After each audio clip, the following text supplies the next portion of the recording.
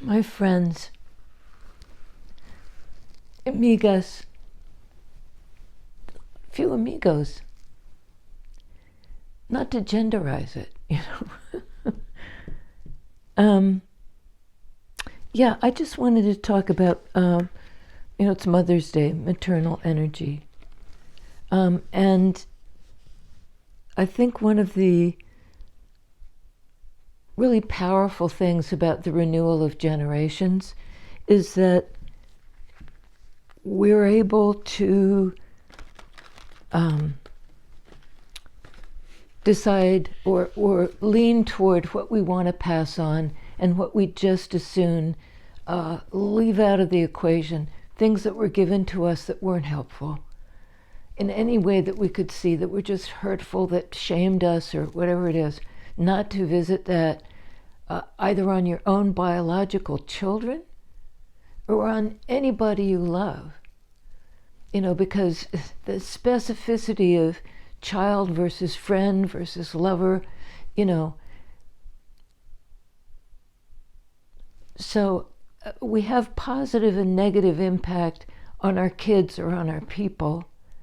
And the question, it seems to me, over time, over even generations, how do we refine it so that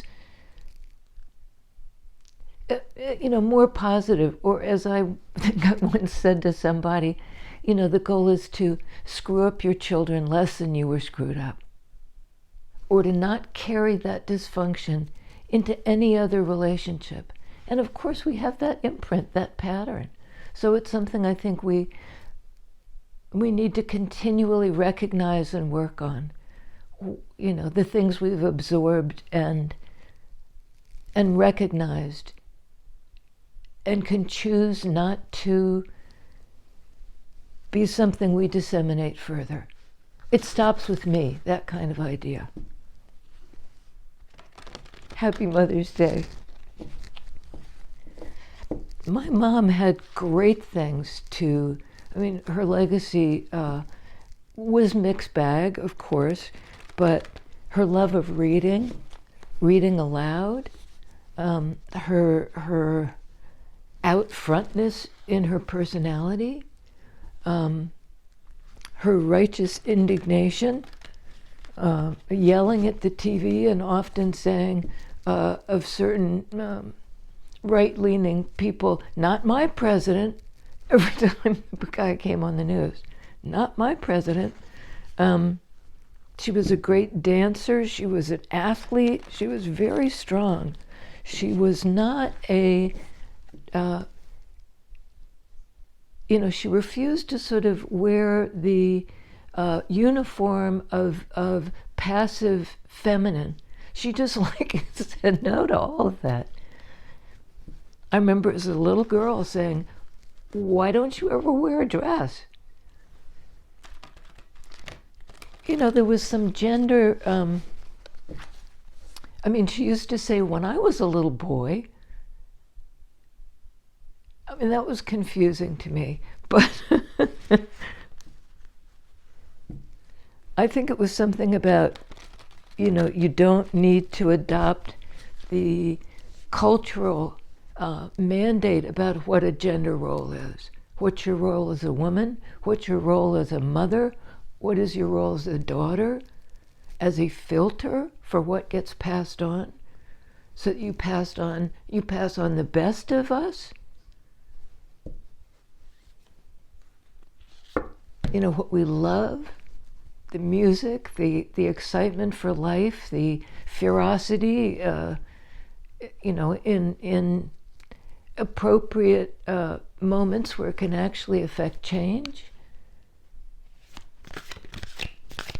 Tell us about the filter, please, or the choice to pass on or not pass on certain energies.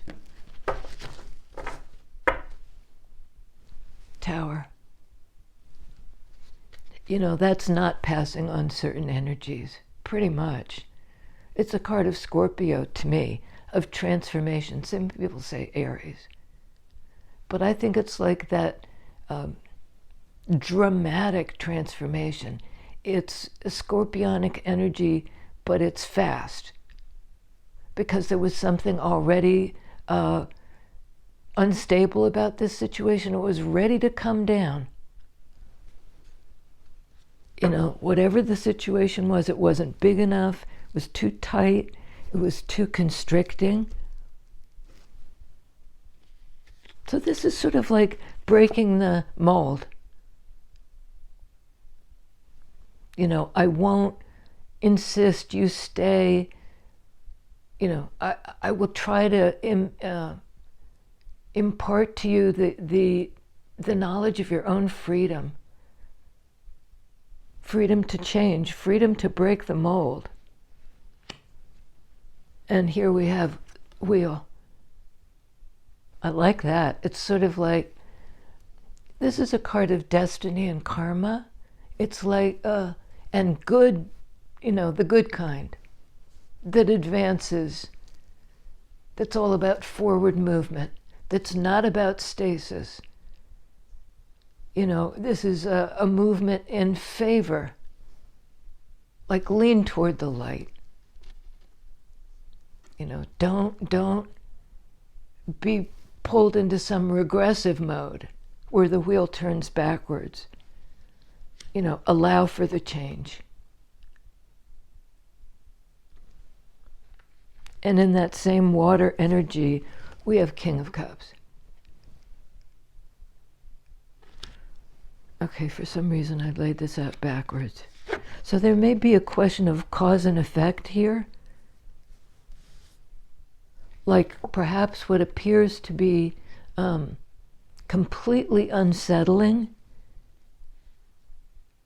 It's the dramatic end to something, implicitly the new beginning, and this liberation of change in the butterflies. It's a freeing up of energy.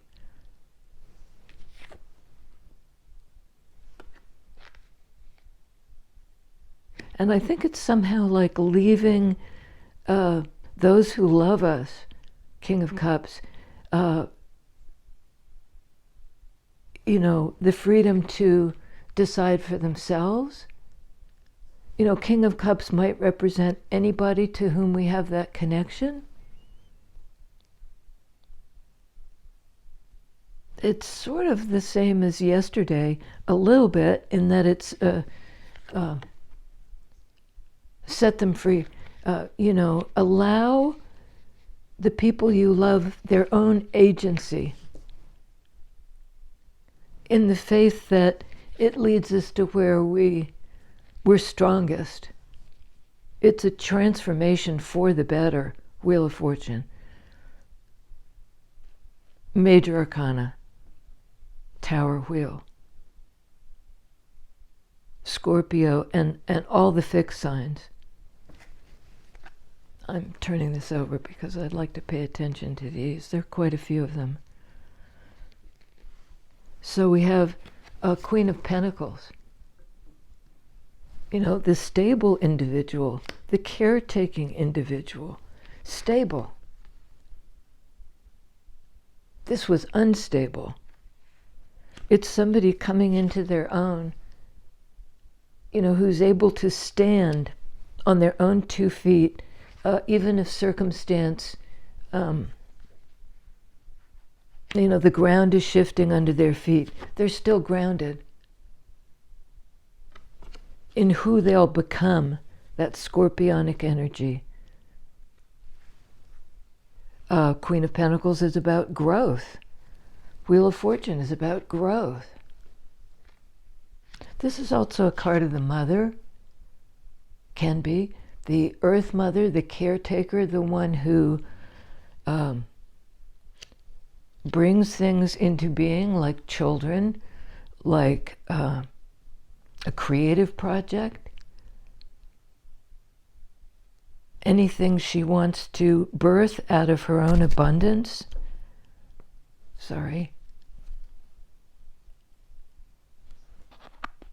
In 3D, out of her own abundance. 7 of Pentacles, growth, nurturing. taking care of something so it can bear fruit. It can be like the next generation.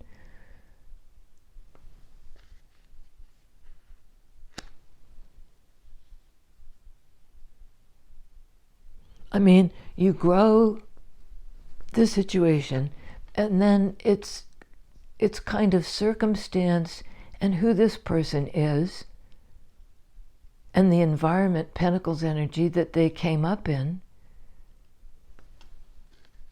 This is like nourishing the growth of whatever's in your care. Six of Swords. Moving on from earlier sword energies, and see, here we have the butterfly image again. On the basis of this new movement towards something calmer, the change happens. An energy goes across the liminal space and has a place to land. Butterflies can travel great distances. They even do it in, at least I think the monarch butterfly does it in stages, generation to generation. There it is.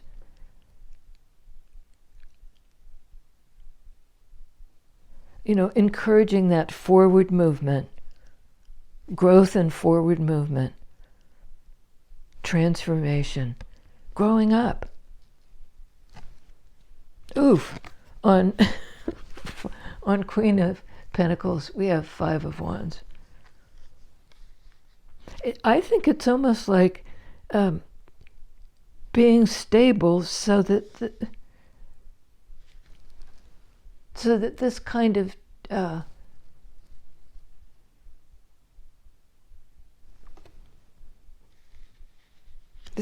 change, because it's a card of working things out. And this is sort of being tied up in a situation where nobody's moving forward.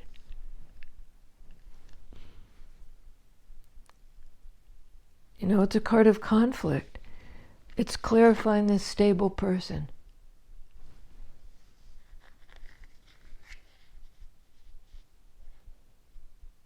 I think this is somebody who's very accepting of the struggle to find your way.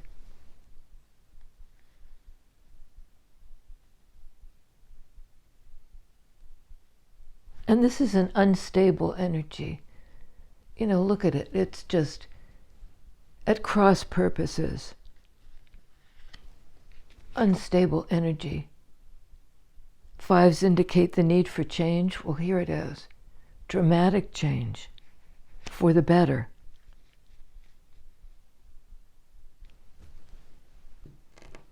I'd like one more on Five of Wands, please. Can you tell us what the struggle was? I mean, maybe to stay stable while for somebody else, they're having crazy time. Five of Wands. And you're reassuring. Sorry, I've got a big itch nose. Cat allergies. So one more is Two of Wands. In that same, wands are energetic. They're lively. This is interesting because as wands go, that action business, it's a fairly passive card. It's like waiting for the results. It involves patience.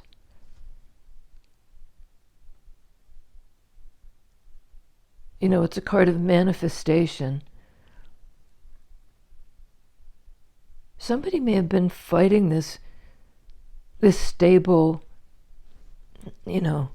feminine in the sense of receptive.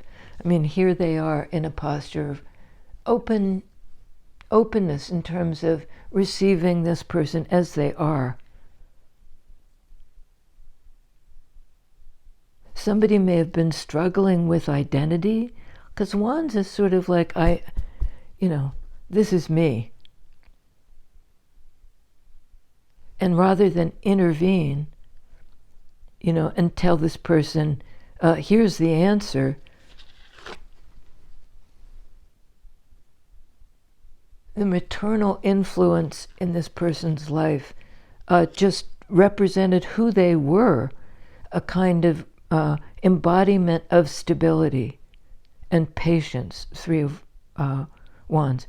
Patience for things to resolve, for energies to act out. It's a card of practice. Practicing patience, showing somebody your own patience, and so they can cultivate it. Boy, I get in trouble with the mics. They can cultivate it in their own life. On Seven of Coins star card. That's being guided by your own knowledge of who you are and where you're going, your own ability to pay attention to your guides, that guiding star. Aquarian energy, and that's what the star card is about innovation, among other things.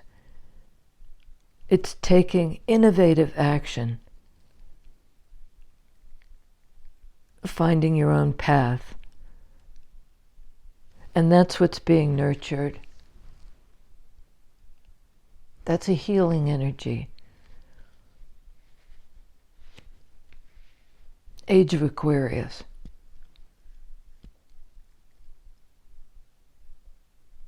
In that same air energy as Aquarius, we have this card of forward movement and support for this person to make up their own mind, sword energy. Whatever it is that gets them over to the other side, that's to do with their growth and what they really wish for and dream of. How to cultivate that part of their imagination, because it's sword energy. It's sort of like mentally, we kind of send out the envoy to the far shore, and this is kind of what awaits on the far shore.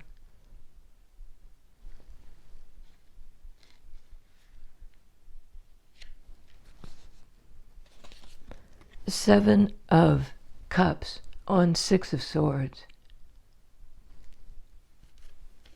It might be out of a conflict caused by confusion about what connection matters. Because this person's surrounded by cups, surrounded by water energy, a lot of feelings for a lot of different things.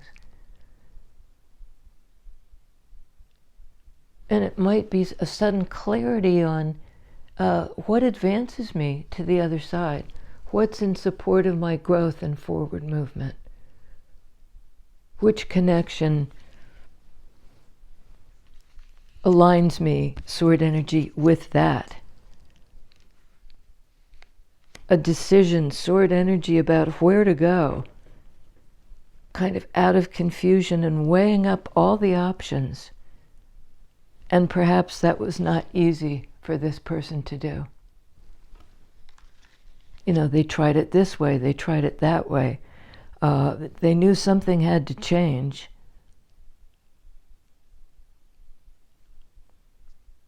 And maybe they finally followed their intuition as to what they were trying to manifest.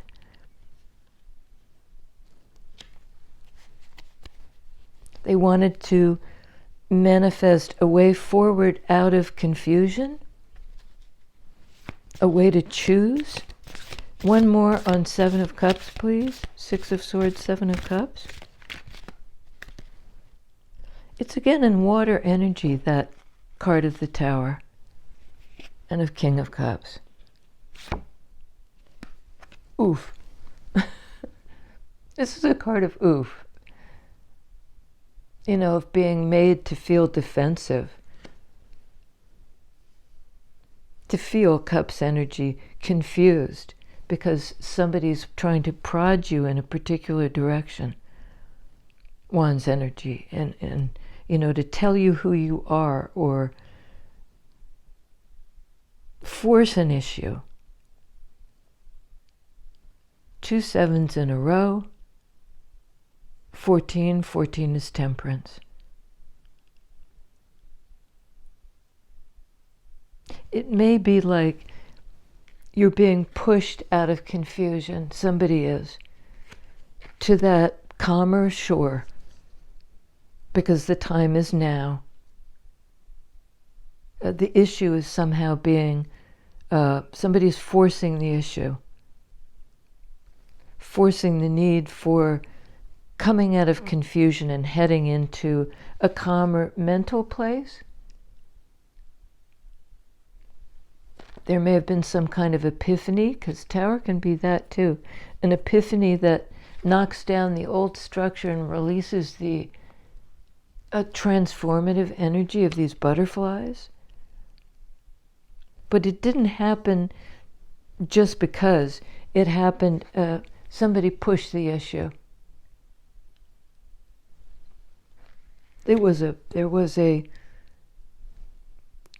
Somebody felt impelled toward this change. And they might not have gone willingly, they might have really resisted it. 7 of Wands is also a card of resistance, as is 5 of Wands. On Tower, 9 of Swords.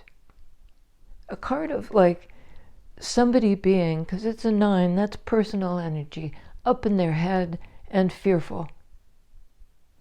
It's shadow play they're doing. See how she's, shadow work, which is looking at what holds you back, at what has constrained you. Perhaps your own idea of yourself or this person's idea of themselves was too small. They had shadow work to do. They had to look at stuff they didn't want to look at in order to accomplish this change. They had to gain clarity, 6 of Swords, by calming their mind down. And maybe calming down their impulse to defensiveness, 7 of Wands. That their own confusion made them defensive. Somebody may have been pushing them for answers that they didn't have. They had to do the shadow work. There may have been, not sure, on King of Cups, the person who's open-hearted, but also a bit somebody who feels they need to protect themselves a bit from connections maybe that confuse them, connections that are both nurturing, Queen of Pentacles, and challenging. Our closest connections are likely to be both. They nurture and they challenge. And sometimes they nurture through the challenge, like standing back and letting somebody else work it out, 5 of Wands. It's part of doing it, of working it out, of practice, of, standing back and let the other guy figure it out, not assuming you can do it for them. Because we really can't fight the other guy's struggle for them. That would be disempowering. If we stand back and watch the actions, Wands energy, play out, 3 of Wands, to see what has been manifested,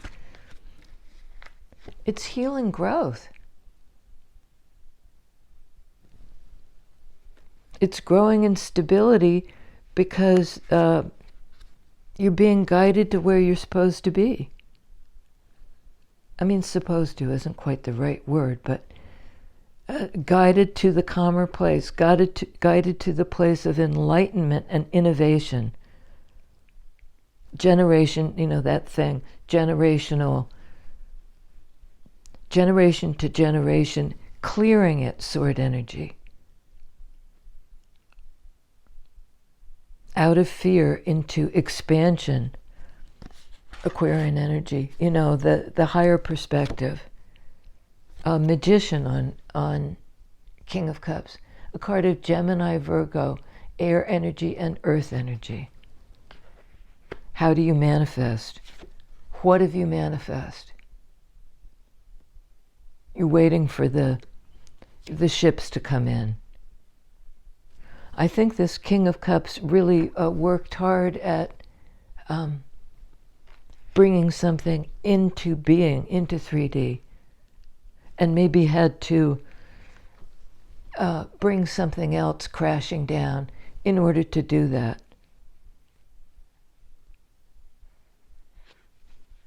And it involved facing shadow, kind of head on,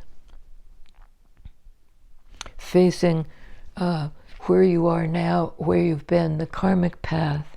How'd you get here? How did we get here? Say the talking heads.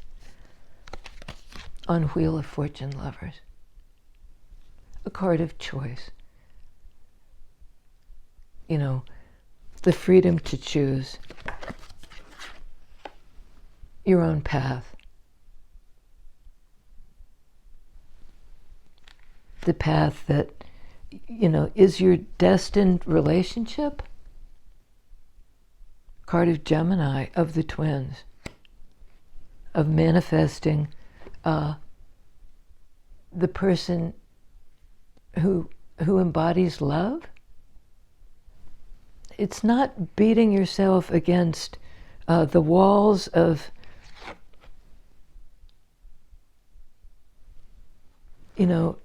like life in the tower is life removed from, it isn't really life. It's protection and safety. Somebody was afraid, 9 of Swords, of this shakeup. But they may have really sensed that by working with shadow, they could attain this liberation, this epiphany.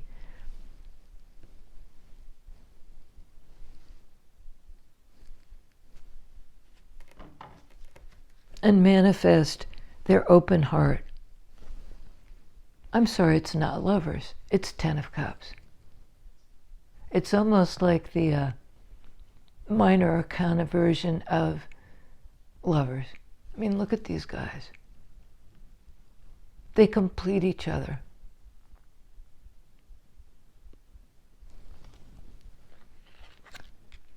Both are cards of 10, Wheel of Fortune and 10 of Cups. It's a forward movement toward a destined emotional fulfillment. But it requires some kind of change in that same water energy. A release. And facing the shadow, which is scary. And this kind of disruption in the moment can be scary. It feels like the ground has fallen out from under you. Sorry, my nose tends to itch. Some people say it's a sign a spirit is saying something. I think it's the cat ears.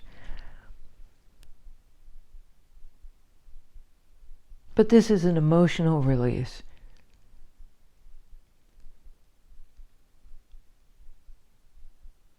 An epiphany about what shadow is and what light is. The light of the guides. That I'm hearing will kind of take you through a dark night of the soul. That's a little bit of both these cards. The dark night, the time when shadow can bedevil you with thoughts and questions and, like fairly unsettling, scary, things that cause you agitation. And it might be that agitation, that shadow work that brings down something that was inherently unstable and advances you toward great happiness and fulfillment. 10 of Cups. But it requires a change and a willingness to go into the calmer place, a place where you don't need to be prodded every time out of your confusion. You can find your way to happiness. Wheel of Fortune, 10 of Cups. And there's success on the other side of this 5 of Wands struggle. I'm hearing almost like passing the baton, the wand. This is a card of confidence, can be a card of ego, but I'm seeing it here as in a positive sense of ego, of who you are. This person had to work out who they were and the behaviors, what they did that manifested a kind of patience out of confusion. And I think this was somebody who helped them, who nurtured their growth, who opened them up, didn't open them, but allowed for them to develop their own connection with the divine, star card, with, whatever higher power was trying to point them in the right direction. Wands energy. It was sort of toward mastery, toward victory, toward success. Stood back and allowed them to work it out for themselves, to figure out their karmic path, their to get in cooperation with the universe, which is trying to set them up for happiness.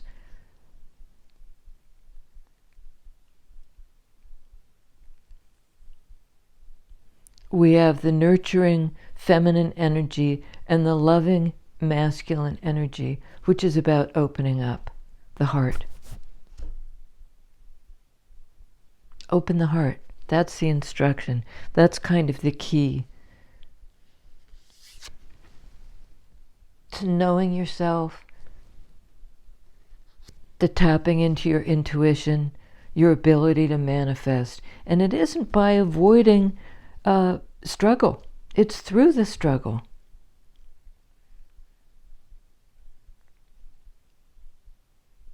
It's through the struggle, through the confusion, through the defenses you set up because you're confused. Perhaps both of you.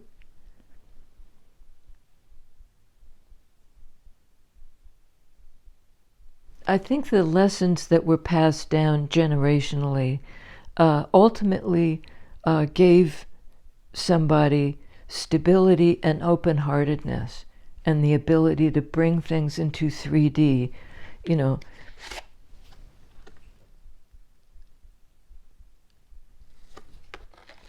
kind of to pull in out of the ether and manifest what you really desire. And I think there's an ask here on the part of the universe. Find your own way toward happiness. And part of that is figuring out what you want and then bringing it into being. Bringing it into being. Queen of Coins. It's launching somebody by allowing them to change. All the 5 energy. stand back, let them do their own shadow work. You can't work with somebody else's shadow. You can address your own and what it triggers in you when they're in shadow energy, uncovering something maybe that you don't want to look at or they do. Let this other person do it. Or allow yourself, without the kind of allow yourself to work through the confusion and manifest what you want, one's energy, your own direction. You know, I think that's the best way to launch somebody forward. Let them find their way. Let them do the work. And they're actually going to be good at it. This 7 of coins, star card, 6 of wands. They'll work it out. You can help by showing them in your own life how to do it, Queen of Swords. How to be open-hearted. And with the open heart to manifest 10 of Cups.